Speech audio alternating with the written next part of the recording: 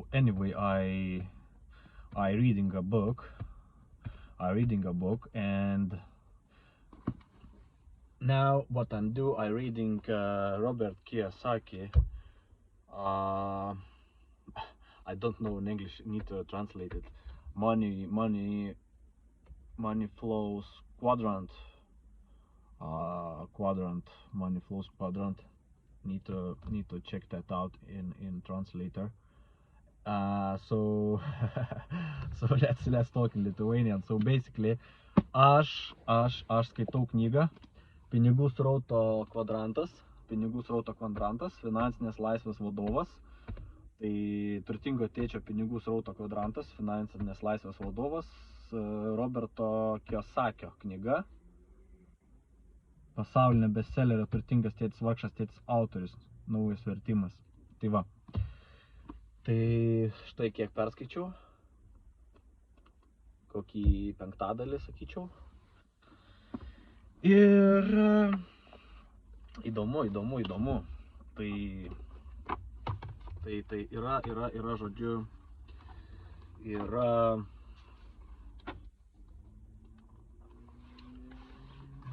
kvadrantas, tai yra susideda iš 4 dalių pagal Robertą Kiyosaki. D, C, V, I. D darbuotojas, V samdomas darbuotojas, galbūt smulkus verslininkas. V verslininkas, stambus verslininkas, I investuotojas. Tai kaip suprasti, ar jūs esate verslininkas?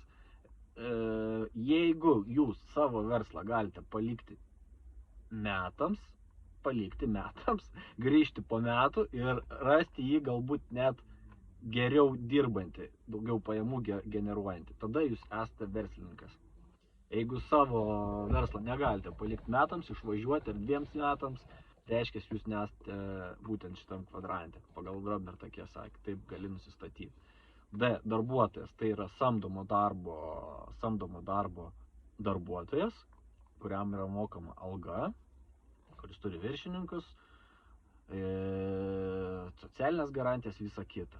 Tai yra darbuotojas. Tai iš esmės yra kairysis ir dešinysis kvadrantas. Kairysis, dešinysis. Kairiniame yra pirmas lygis, matyt, o gal nėra tiesiog darbuotojas.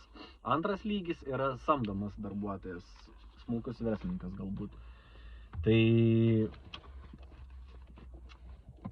Tai Robertas Kiyosaki patarė, kad verta yra pereiti į dešinį kvadrantą, būti stambiu verslininku arba investuoti, arba kartu sudėjus. Tai va, tai pasiekti finansinę nepriklausomybę. Ir jo, kaip tik atsiverčiu šitą puslapį, kur rašo, ar esate tikro verslo savininkas. Ar galite palikti verslą metams, ar net daugiau, ir grįžę jį rasti dar pelningesnį ir geriau veikiantį, nei iki jums išvykstant. Tai va. Tai tokia knygutė įdomu ir iki kitų susitikimų.